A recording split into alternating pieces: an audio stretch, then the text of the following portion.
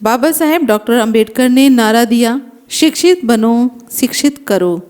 उन्होंने ये भी कहा कि शिक्षा शेरनी का दूध है, जो भी पिएगा वह अपने अधिकारों के लिए गुर्राएगा। अन्य किसी साधु, सन्यासी, नेता, अभिनेता ने शिक्षा के लिए ना कोई नारा दिया, ना मार्गदर्शन किया। अंत्योदय, सर्वोदय, भूदान, सर्व शिक्षा, साक्षरता, जन कल्याण जैसे बातूनी नारों से भारत की जनता गुमराह होती रही। जब तक भारत देश में पुरोहित का वर्चस्व रहेगा, भारत की जनता अशिक्षित ही रहेगी। भारतीयों को अंग्रेज सरकार ने शिक्षित और विकसित किया है। इसी कारण पुरोहित ने अंग्रेजों को दुश्मन करार दिया। सच्चाई यह रही कि अंग्रेज पुरोहितवाद के कट्टर विरोधी रहे। इसी कारण पुरोहितों ने अंग्रेजों को चिल्लाकर देश का दुश्मन कहा।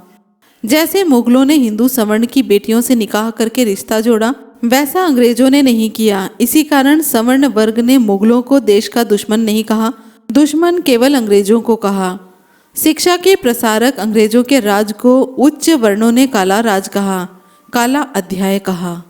वैसे तो शोषक जातियां किसी भी तरह की शिक्षा की विरोधी समुदाय हैं। देश की जनता के पहले भारत के प्रत्येक गांव में मंदिर थे, विद्यालय नहीं थे। कोई भी भारतीय पंडितों से कभी नहीं पूछता था कि गांव-गांव में मंदिर क्यों बन गया, विद्यालय क्यों नहीं बना। आज भी गांव में जितनी आसानी से मंदिर बन जाता है, उतनी ही कठिनाई से विद्यालय बनता है। पुरोहित वर्ग ने भारतीयों के दिमाग को कुंठित कर दिया है। गांधी, नेहरू, राजेंद्र प्रसाद, राजगोपालाचारी, विनोबा भावे सभी के सभी देश के अनिवार्य शिक्षा लागू करने के विरोधी थे।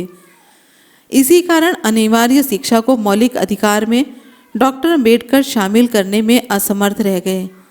देश में अनिवार्य शिक्षा से बहुजन शिक्षित हो जाते। भारत में प्रारंभिक शिक्षा अंग्रेजों की सरकार की रीति नीति के अनुसार लागू हुई। इसे प्राथमिक शिक्षा का नाम दिया गया, मगर उस प्राथमिक शिक्षा में गांधी ने अपना पेंच लगाकर इसे बुनियादी शिक्षा में बदल दिया। बुनियादी शिक्षा में पढ़ना कम, काम करना ज़्यादा था। तकली चलाना, चरखे पर सूत काटना, बागवानी करना और रघुपति राघव राजाराम का भजन गाना, ये सब गांधी की बुनियादी शिक्षा का दैनिक रूटीन था। 6 घंटे के स्कूल के समय में 3 घंटे काम और 3 घंटे पढ़ाई गांधी का पेज था। प्राथमिक शिक्षा में लिखना ज़्यादा और पढ़ना कम होता था। इसी कारण देश भर में तख्त शिक्षा लागू थी। तख्त यानी कि लकड़ी की चिकनी पटरी पर लकड़ी की कलम और चूने से लिखना और पहाड़ा, ककहरा याद करना। पहाड़ा गणित की बुनियादी थी और ककहरा भाषा का। तख्त पर प्रतिदिन 1 से लेकर 4 तक का पहाड़ा लिखाया जाता और याद कराया जाता। 4 का पहाड़ा याद होने पर 1.25, 1.5, 2.5, 3.25, 3.5 के गुणा का पहाड़ा याद कराया जाता था। 2-3 क्लास पार करते करते वो गणित और ककहरा में पारंगत हो जाते थे। यह तख्त शिक्षा 3रे क्लास तक चलती थी। 4थे क्लास से कॉपी पर लिखना और किताब से पढ़ना। यह सस्ती शिक्षा थी और लाभदायक थी, मगर इस तख्त शिक्षा को समाप्त कर दिया गया। इस तख्त की जगह कॉपी का, कलम स्याही की जगह बॉल पेन का प्रचलन हो गया, जो गरीब वर्ग थे उनके लिए चिंता का विषय बन गया। यह शोषक अफसरों और राजनीतिज्ञों की शिक्षा विरोधी नीति का पेंच था। बहुजन पढ़े नहीं, आगे ना बढ़ें, इसी उद्देश्य से तख्त शिक्षा, स्लेट शिक्षा का नामो निशान मिटा दिया गया। शोषक जातियां आज भी बहुजनों की शिक्षा की विरोधी हैं। तभी शिक्षा का निजीकरण कर दिया गया है। महंगी शिक्षा और दिखावटी शिक्षा नीति शिक्षण संस्थाओं में दी जा रही है। सरकारी स्कूल कॉलेजों में केवल एडमिशन और परीक्षाएं होती हैं।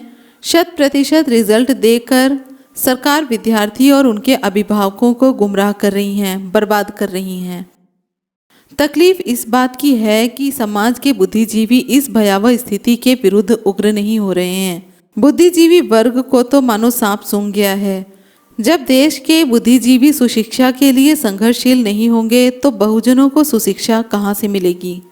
सरकारी स्कूल और कॉलेजों में अच्छी पढ़ाई के लिए आंदोलन हो। सरकार हर नागरिक से शिक्षा टैक्स लेती है। स्कूल, कॉलेज प्राइवेट रूप से खुलना बंद होना चाहिए। छात्र और अभिभावक दोनों उग्र होकर शिक्षा के निजीकरण और सरकारी शिक्षा की लापरवाह स्थिति के विरुद्ध जोरदार आवाज उठाएं, फिर तो शिक्षा स्वतः ही सुधर जाएगी। आज की वीडियो में अपनी राय कमेंट बॉक्स में ज़रूर दें। वीडियो पसंद आई हो तो लाइक कमेंट शेयर करें और चैनल को सब्सक्राइब करें। फिर मिलते हैं अगले वीडियो में। जय भीम, नमो बुद्धाय, जय संविधान।